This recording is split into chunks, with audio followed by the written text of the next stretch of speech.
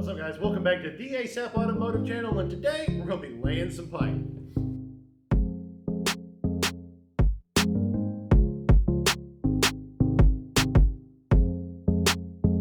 Alright, so in all seriousness, today we're going to be letting the old Fire Chicken breathe a little bit better. She's still got pretty much a full factory exhaust on there.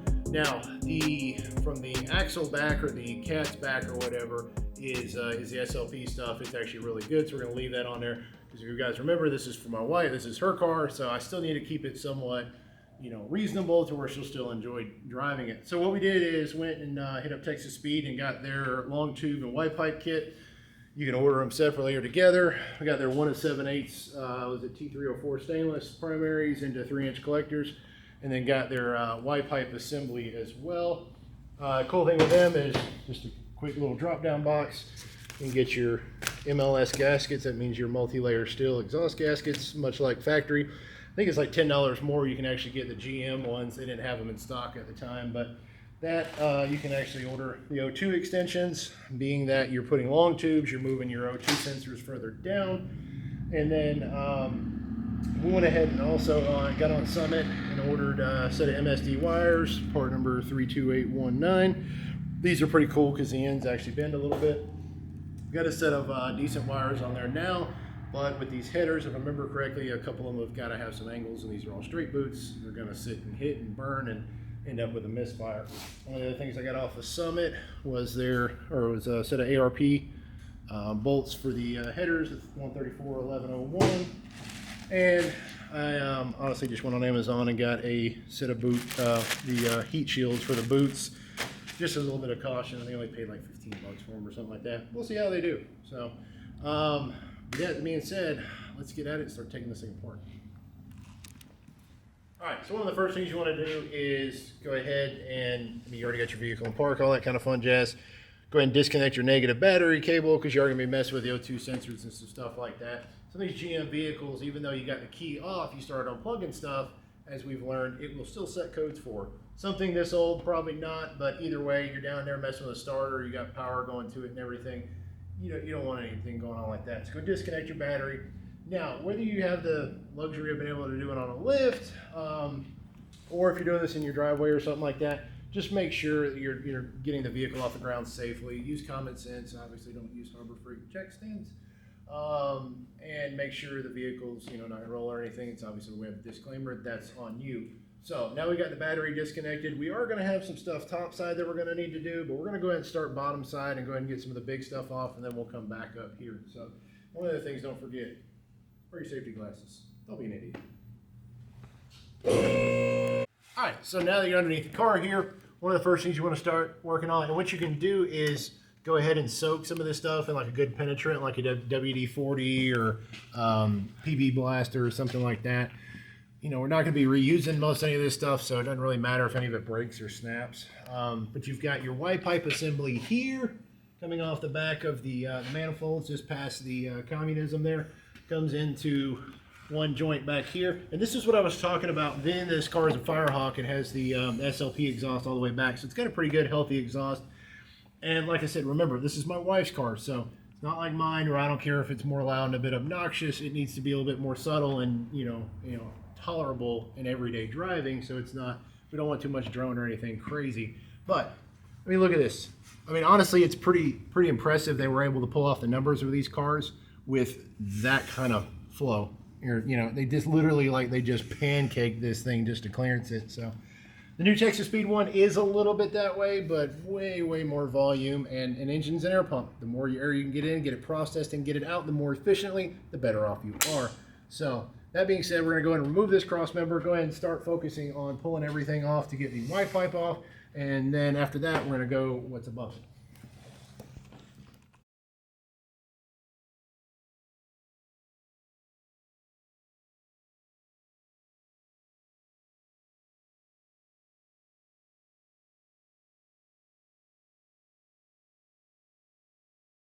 All right, so now that we got our little cross brace off and our Y pipe assembly off, what we can do is we still got to come back here and take this bracket off. We're not going to need that on the new setup. This one does get a little bit tricky because this one we've actually upgraded a polyurethane bushing back here for the torque arm assembly.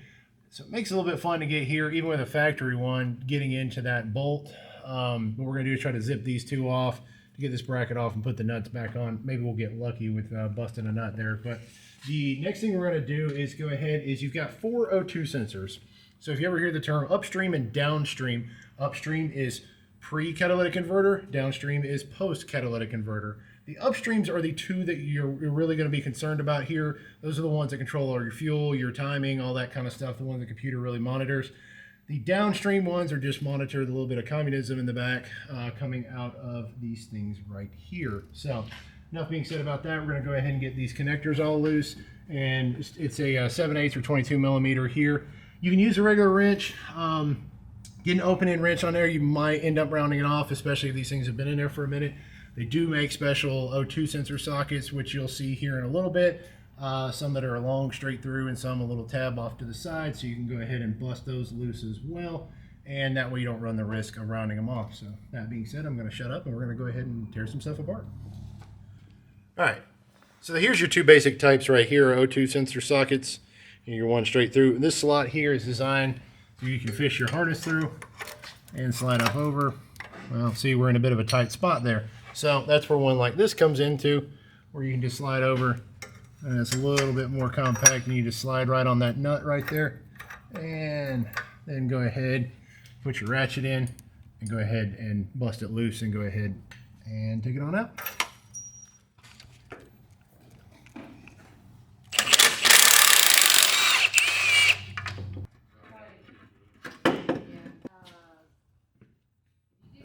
All right, so here are your O2 sensors, what they look like typically. Goes through and measures what's coming out of the exhaust, and that way the computer can tell if it's rich or lean and how it needs to make adjustments. These are our two upstreams. For some reason, I thought I had changed these out already before in this car. I guess I did not. I was maybe thinking about one of the other vehicles.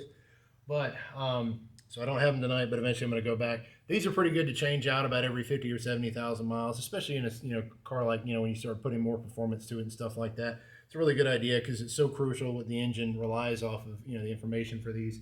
Being this car's got just over 100K, definitely going to be changing these out probably sometime this week. So now that we've got these out of here, we'll throw these back in for right now just to get it running. But what we're going to do is I went ahead and got to the back spark plug back here and pulled it out because it was just much easier to get to back here from the bottom side. What we're going to do is go ahead and let it down now and come up top side, go ahead and get our plug wires and plugs off, and then start unbolting the manifolds and taking the secondary air injection system off to where you can get the manifolds off and start cleaning up our head surfaces.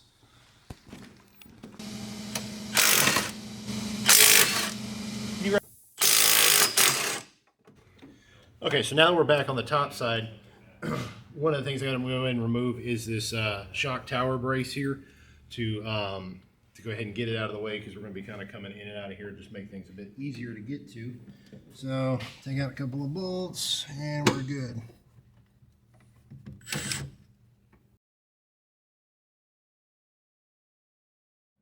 All right, so now what we're going to do is go ahead and go through and get our plug wires off and go ahead and work on getting our plugs out, especially on that side over there. It means we'll probably go ahead and pull the coil brackets off, so that'll just give us that much more room to work in there, and we're not having to cram so much in there. So let's go ahead and get these plug wires off and then get our plugs, and we can get the rocket rolling.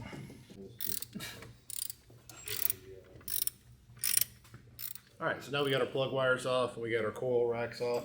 So literally, like what it says, is just a rack of the ignition coils. You got what, 1, 2, 3, 4, 5 bolts on each side, and their little studs that stick up. You go ahead and pull those off. Just as you can see, it gives you a lot more room to access in here now and to get around there and get a good reach around, where you can actually get to the plugs and stuff like that and break your bolts loose and all. So what we're going to do now is go through and break the bolts loose for the manifolds, and then also on the passenger side here, we're going to have to remove the oil dipstick, and there's a separate bolt over there right here on the side of the head, as you can see. For that, we'll go ahead and get that out of there, and that way we can go ahead and get our manifolds off and go to the next step. All right, so part of taking the coil bracket assembly off is you've got a stud in the very back here. The very last one has actually got a bracket on it and then a nut on top of that. You're going to take the nut off, Then you're going to slide the bracket off, and then there's a bolt on the back side of the head, and that takes the bracket assembly loose for the secondary air injection hosing, which you see here loops across the back of the engine, and some of the other tubing here, and the pump down here, which we're going to remove for aesthetics right now, and obviously we'll definitely be putting back on later. So that being said, we're going to go ahead, and we've got most of our plugs out. We just got one last plug to go ahead and pull out, and then we can go ahead and start taking our manifold bolts loose. All right, so quick comparison now that we got the manifolds out. You can see the difference between stock little manifold, which is basically the equivalent length of like a shorty header, which will have more pronounced tubes rather than like a log manifold like this. And what they mean by that is all of them pretty much just dump into this center log here. Not exactly the greatest for flow characteristics or power or anything like that, but it gets the job done in a factory application. My problem with exhaust manifold, the cast iron manifolds, is they tend to retain a lot of heat. There's basically a big heat sink underneath the hood, and these things already deal with, you know, engine temps and stuff anyways. The long tubes are going to help expel a lot of that heat. I probably could have got these ceramic coated. That would have helped even more, but it was going to be a lot more time and, you know, money and stuff like that. Just wasn't really worth it at the time. So one of the other problems is, and we've actually kind of run into with this one, is two dissimilar metals. You got cast iron and you got aluminum head. Fun fact, some of the very early 5.3, I think 4.8s, maybe some 6.0s, in the trucks actually had cast iron heads, and the LSs super early, super rare. You don't really see them much, and I mean, they're an iron head. Nobody really wants them anyways. But anyways, the LSs are bad about manifold, or the manifold bolts breaking, and lo and behold, on the front, on the driver's side, I've got one broke right next to the coolant temp sensor, and of course it's below the surface, nothing to grab to, so that's going to be real fun. So we're actually not going to finish up tonight. We're going to get as far as we can. I've actually got a set of factory motor mounts to replace in this thing, because some of the aftermarket ones I put in there before, not any kind of urethane or energy suspension, just haven't really held up, been a pain. So I'm just going to go ahead and get rid of those and put these AC Delco one, or the factory GM ones in, and see. We've had a bunch of alignment issues with these in here and headaches. So with some of the other stuff you can see here too, see how small that outlet is, and compared to the outlet here, a little bit on the bigger side there. Definitely gonna get a lot more flow. One of the big things about headers, and you'll see, and like you see, like show Engine Masters with David Freiberger and Steve Dulcich and Steve Brule and all them. They talk about really the big key. I mean, there's a lot of factors in the long tubes, but right here, the scavenging is all about where it's at. And we'll actually talk about that some more whenever I go to put the exhaust on old Roxanne over here, who's been hibernating a little bit. We'll touch into some of that stuff in a little bit. But anywho, we're gonna get as far as we can tonight. We'll get these mounts in and then call it a night, and then we'll come back and get that broken stud out and go ahead and get this thing back together. Okay, so now to keep our starter safe, what we're going to do is go ahead and wrap it in this heat wrap from DEI, not to be confused with Dale Earnhardt Incorporated. Got it from Summit. What this is going to do is keep, since the header, the long tubes are going to run right along the starter, it'll keep it from cooking that starter. So that's actually what happened to this Mustang over here and this customer's car we got in. They got long tubes on it. It was so bad it actually shorted out and actually fried our freaking Snap-on jump box, which we're still waiting to get back. So anyways, this position is definitely a good idea. Spend a few extra bucks and go ahead and get one of these and wrap this starter. Any of you guys know that from some of our previous episodes with the Jeep, we actually had that issue where it was cooking starters, and we had to we got an aftermarket starter and wrapped it as well, and that's put that issue to bed. So while we're in here, we got our starter loose. We're going to go ahead and wrap this thing. It's nice. It's just Velcro, and then we're going to go ahead and bolt our starter back up, and then we can go ahead and go on to the next.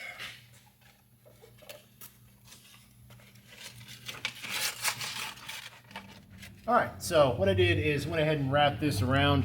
Now, the way this is, it had one end that had a strip of Velcro on the end. I let that come down around the back side and back up in. Let this side with the 3 strips of Velcro come down, and then just not super tight, but just kind of snug, and then stuck that together, and then just continued and wrapped it on around and tucked it underneath these, or well, technically on top of these trans cooler lines. So that way it's nice and clean there, nice and neat. And it'll keep the heat off of the starter. So now what we're going to do is we can go ahead and slide our header here on this side, and both of these you're going to get from the bottom. It's just a lot easier. I mean, there's really no way to I don't think there's any way you'd ever get that top one in unless you pulled the steering column out. But you know, if you can get the car up high enough, you can just slide them up in, and that's what we're going to do now. Bone tubes, you mean bone tubes?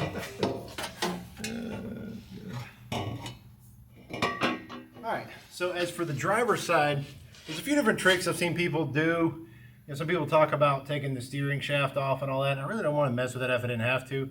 Really all I did was take the oil filter out of the way, come like almost straight down with it near about, and come up in and snake my way up. Now I did take this little shield off right up here. There's two little screws up in there. You take that shield off, that'll give you just enough more room. And also I jacked up the engine on this side to kind of bring it up enough. It brings it out a way to give you a little bit more room up in there. And then also one tip that will really help while you're hanging these up is put a bungee cord across here. We already got this one started, but I was really concerned about this one holding it up. But if you're underneath the car and you just want to get them in position, and that way it kind of helps while you're trying to start your bolts and keep it from dropping back out. Because as hard as these things are to go up in, for some reason they love to drop right back out somehow. So now we're going to go back to this top side, go ahead and start the bolts in this, and then we'll come back, put our oil filter, and move on. All right, one thing you want to make sure of too is if you got this ARP hardware like I've got, you see how that washer has a bevel on the inside of it there? You want that side going up against your bolt like that, and then you'll snug it down.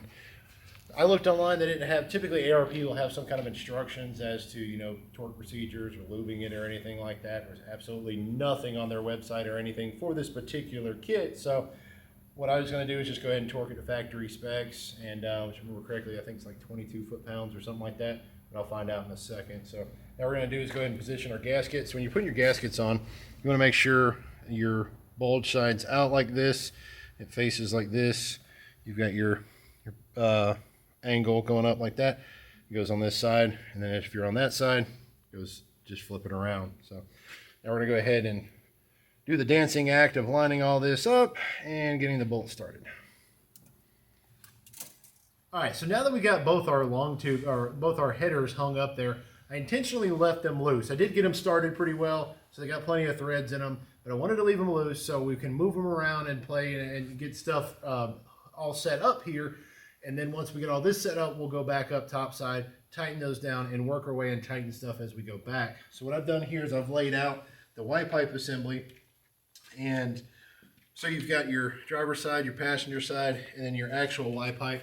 So we're going to do, the easiest way I found to do these is to go ahead and put these two pieces on the Y pipe and slide them in to make sure you go ahead and put your clamps on.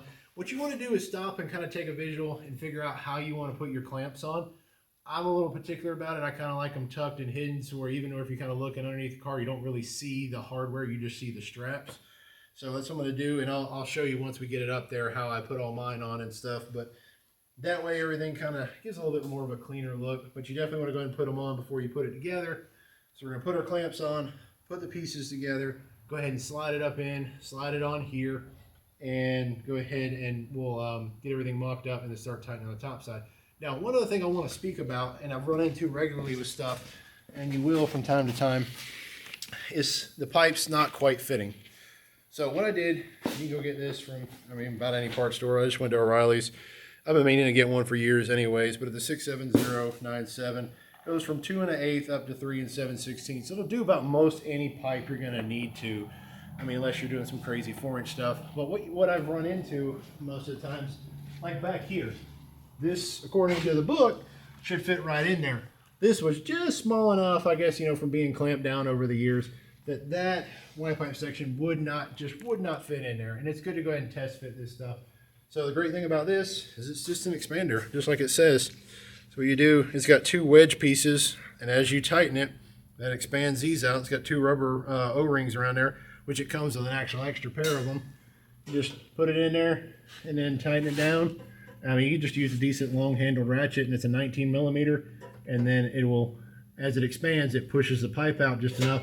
As you notice here, it's got the splits in it. Even if it didn't, it'll still expand it, and that way, all I needed to do was just enough to get that in there. Another thing, too, is I managed to drop this header. This one decided to take a ride on out while I was trying to put it up in, so it kind of bent the bottom a little bit. No big, just stuck this in there and expanded it back out. So, which you don't see it anyways, the other part slides over it.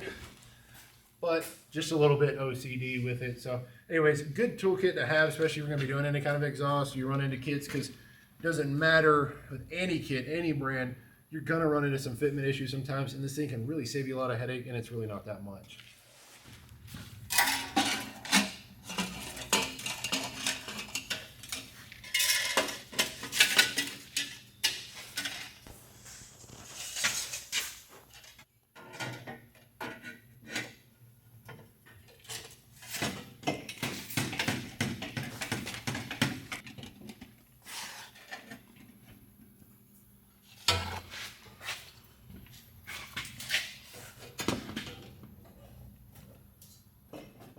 Now that we got everything kind of mocked up there underneath and all loose, and what we're going to do now is we come back up top side.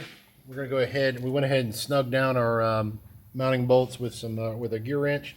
We're going to come back through, and the actual torque on these is 18 foot-pounds. But technically it says first pass of 11 foot-pounds and then second of 18. I'm just going to go through and do 18. I've already snugged them down. So we're going to start in the center and work our way out, and then do that on both sides. What we're going to do is go ahead and go back down below and start tightening stuff all the way to the back.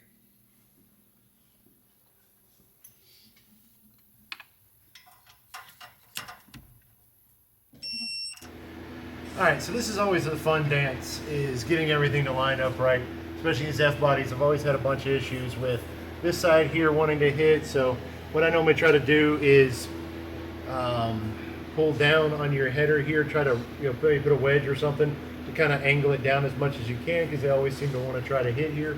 We've got a fair bit of clearance. We're going to see under load if it hits. Sometimes you got to modify these a little bit, but so far we got clearance all the way around. Got everything lined up back here finally, and got everything tight.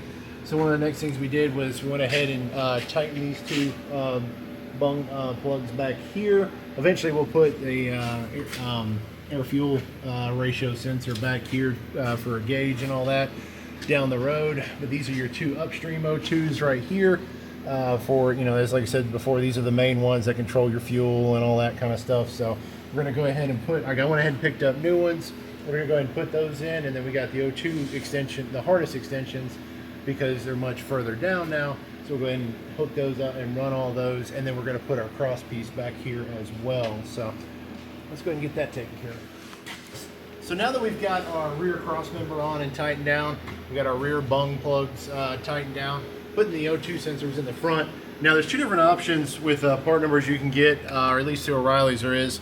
They didn't have the Denso ones in stock, and they were on back order for a while, so I went ahead and got these, the Bosch, which are a good plug as well.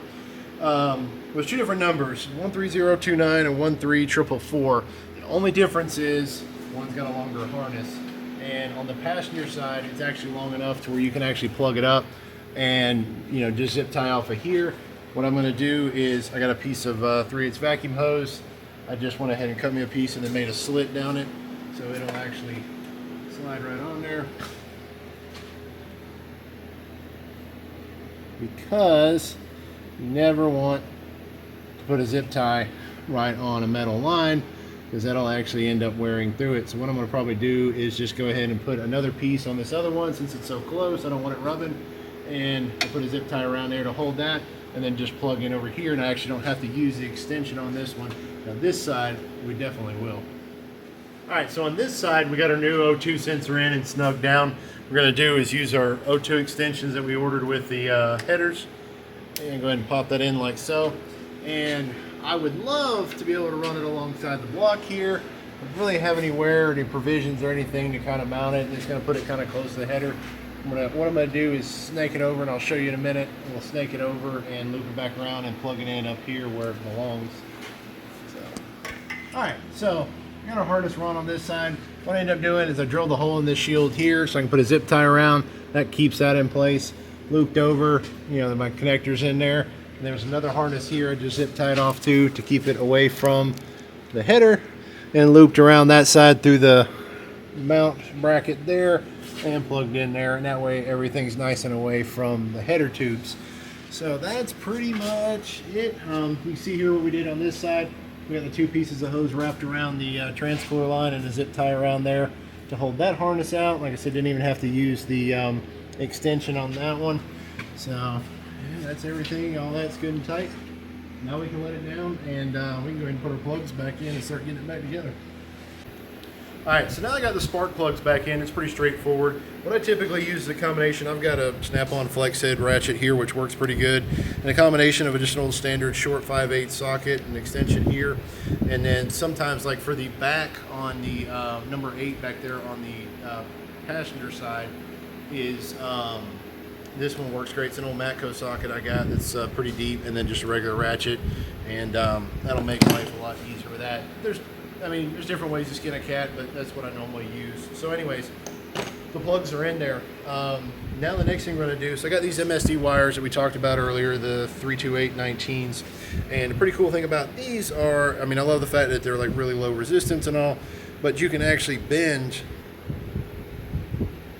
the terminal end, I forget how many degrees or whatever, and which is pretty neat because there's a couple of spots on here, and I'm trying to remember off the top of my head which ones they are, but there's a couple of them where a straight boot won't work. You've got to have these bends. So this kit's kind of nice. You can kind of bend them as you please. I'm just bending them all the same so they're kind of nice and even.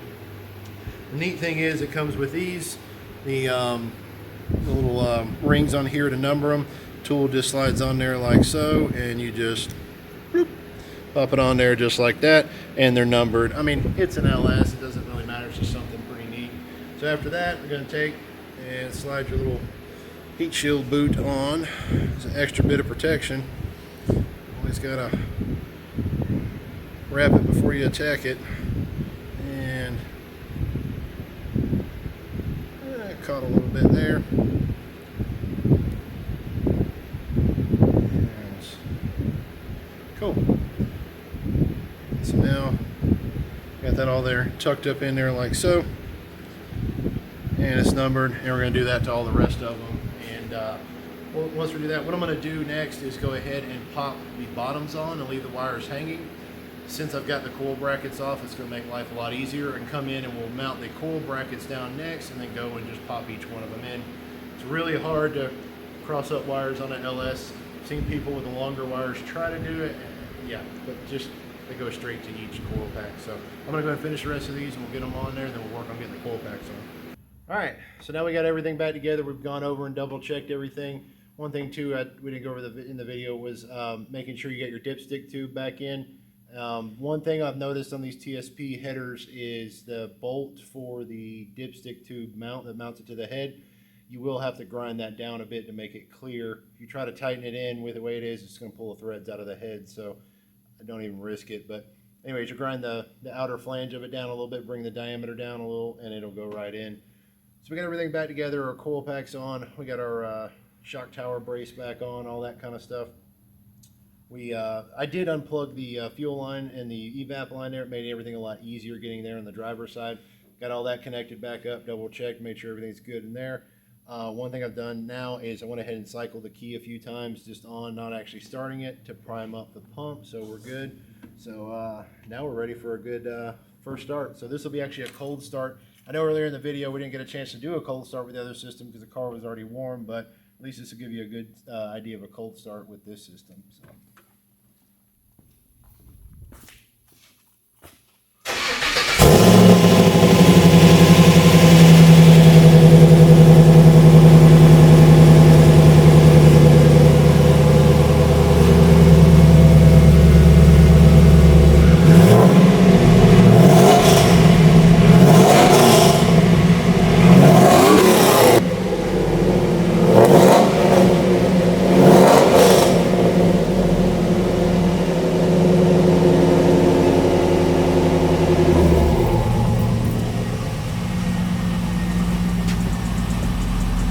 Definitely made a nice bit of difference in sound.